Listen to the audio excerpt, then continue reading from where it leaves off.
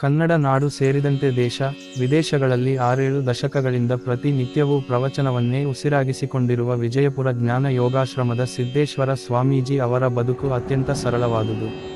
ಸಜ್ಜನಿಕೆಯನ್ನು ಮೈಗೂಡಿಸಿಕೊಂಡು ಬಾಳಿ, ಬದುಕಿ, ಸರಳತೆಯನ್ನೇ ಬೋಧಿಸಿದವರು.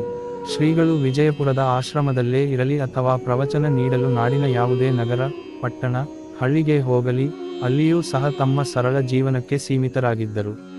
ನಿತ್ಯ ಮುಂಜಾನೆ 4 ಗಂಟೆಗೆ ಏಳುತ್ತಿದ್ದ ಶ್ರೀಗಳು ಅಧ್ಯಯನ, ಧ್ಯಾನ, ಬರವಣಿಗೆಯಲ್ಲಿ ತೊಡಗುತ್ತಿದ್ದರು. ಬಳಿಕ ಸ್ನಾನ, ಪೂಜೆ ಮುಗಿಸಿ, ಬೆಳಗ್ಗೆ 6ಕ್ಕೆ ಸರಿಯಾಗಿ ಪ್ರವಚನ ಆರಂಭಿಸುತ್ತಿದ್ದರು. ಪ್ರವಚನದ ಆರಂಭದಲ್ಲಿ ಶಿಷ್ಯ ಬಳಗ ಪ್ರಾರ್ಥನೆ ಮಾಡಿದ ಬಳಿಕ ಸರಿಯಾಗಿ 45 ನಿಮಿಷ ಪ್ರವಚನ ನೀಡುತ್ತಿದ್ದರು. 1 ಸೆಕೆಂಡ್ ಕೂಡ ಹೆಚ್ಚು ಕಡಿಮೆಯಾಗುತ್ತಿರಲಿಲ್ಲ. ಬಳಸಿದವರೂ ಅಲ್ಲ. ಅಗತ್ಯವಿದ್ದರೆ ಅಲ್ಪಸ್ವಲ್ಪ ಆಯುರ್ವೇದ ಔಷಧವನ್ನು ಬಳಸುತ್ತಿದ್ದರು. ಅವರು ಎಂದೂ ಯಾವುದೇ ಸಿನಿಮಾ ನೋಡಿದವಲ್ಲ, ಟಿವಿಯನ್ನು ವೀಕ್ಷಿಸುತ್ತಿರಲಿಲ್ಲ. ಆದರೆ ಪತ್ರಿಕೆಗಳನ್ನು ಅರ್ಧ ತಾಸು ಓದುತ್ತಿದ್ದರು. ಜನಸಾಮಾನ್ಯರ ಹತ್ತಿರವೇ ಇರುತ್ತಿದ್ದರು. ಪ್ರವಚನದ ವೇಳೆ ಪ್ರಸಾದ ವ್ಯವಸ್ಥೆ ಇದ್ದಾಗ ಅವರೇ ಬಡಿಸುತ್ತಿದ್ದರು. ಜನರೊಂದಿಗೆ ಬೆರೆಯುತ್ತಿದ್ದರು. ಪಾದ ಮುಟ್ಟಿ ನಮಸ್ಕರಿಸಲು ಅವರು ಯಾರಿಗೂ ಅವಕಾಶ ನೀಡುತ್ತಿರಲಿಲ್ಲ. ಪ್ರತಿಯಾಗಿ ತಾವೂ ನಮಸ್ಕರಿಸುತ್ತಿದ್ದರು. ತಮ್ಮ ಮುಂದೆ ಸಾಗರೋಪಾದಿಯಲ್ಲಿ ಕುಳಿತ ಜನಸ್ತೋಮವನ್ನು ಸೂಜಿಗಲ್ಲಿನಂತೆ ಆಕರ್ಷಿಸುವ ನಯವಾದ ಭಾಷೆ ಎಂಥವರನ್ನೂ ಮೋಡಿ ಮಾಡುತ್ತಿತ್ತು. ಆ ನುಡಿಗಳು ಕೇಳುಗರಿಗೆ ಆತ್ಮತೃಪ್ತಿ ನೀಡುತ್ತಿತ್ತು. ಕಠಿಣವಾದ ವಿಷಯವನ್ನು ಸಾಮಾನ್ಯರಿಗೂ ಅರ್ಥವಾಗುವಂತೆ ಸರಳಾತಿ ಸರಳವಾಗಿ ತಿಳಿಸುತ್ತಿದ್ದರು. ನವಿರಾದ ಭಾಷೆ, ಕಾವ್ಯ ಶೈಲಿಯ ಸುಂದರ ಮಾತು ಕೇಳಲು ಜನ ಮುಗಿ ಬೀಳುತ್ತಿದ್ದರು. ಅವರ ಮಾತು ಅಷ್ಟೊಂದು ಪರಿಣಾಮಕಾರಿಯಾಗಿರುತ್ತಿತ್ತು. ಕೇವಲ ಮಾತಿಗೆ ಸೀಮಿತರಾಗದ ಅವರು ನುಡಿದಂತೆ ನಡೆದುಕೊಳ್ಳುತ್ತಿದ್ದರು. ಪ್ರವಚನ ಮುಗಿದ ಬಳಿಕ 5-6 ಮೀ ವಾಯು ವಿಹಾರ ಮಾಡುತ್ತಿದ್ದರು. ಬಳಿಕ ಒಂದೆಡೆ ಕುಳಿತು ಜನರೊಂದಿಗೆ ಚರ್ಚೆ, ಹರಟೆಯಲ್ಲಿ ತೊಡಗುತ್ತಿದ್ದರು. ಅಲ್ಲಿ ತಾವು ಮಾತನಾಡದೆ ಜನರ ಮಾತನ್ನು ಮುಗ್ಧ ಮಗುವಿನಂತೆ ಆಲಿಸುತ್ತಿದ್ದರು. ಅಧ್ಯಾತ್ಮ, ಪ್ರಕೃತಿ, ವಿಜ್ಞಾನ, ಕೃಷಿ, ಶಿಕ್ಷಣ ಸೇರಿದಂತೆ ದೈನಂದಿನ ಜನಜೀವನದ ಬಗ್ಗೆ ಜನರಿಂದಲೇ ಕೇಳಿ ತಿಳಿಯುತ್ತಿದ್ದರು. ಶ್ರೀಗಳು ಪ್ರಕೃತಿ ಪ್ರಿಯರಾಗಿದ್ದರು.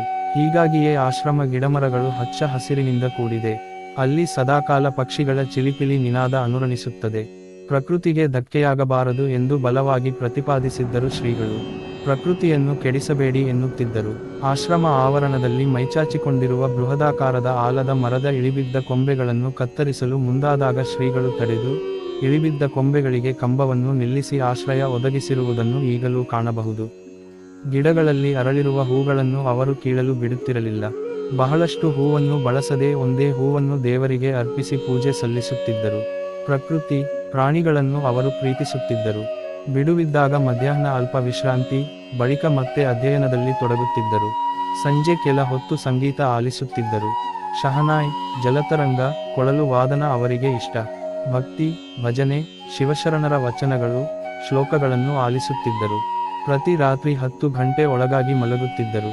ತಾವು ಮಲಗುವ ಕೊಠಡಿಯೊಳಗೆ ಗಾಳಿ, ಬೆಳಕು ಇರುವಂತೆ ಬಯಸುತ್ತಿದ್ದರು. Air condition, fan ಬಳಸುತ್ತಿರಲಿಲ್ಲ.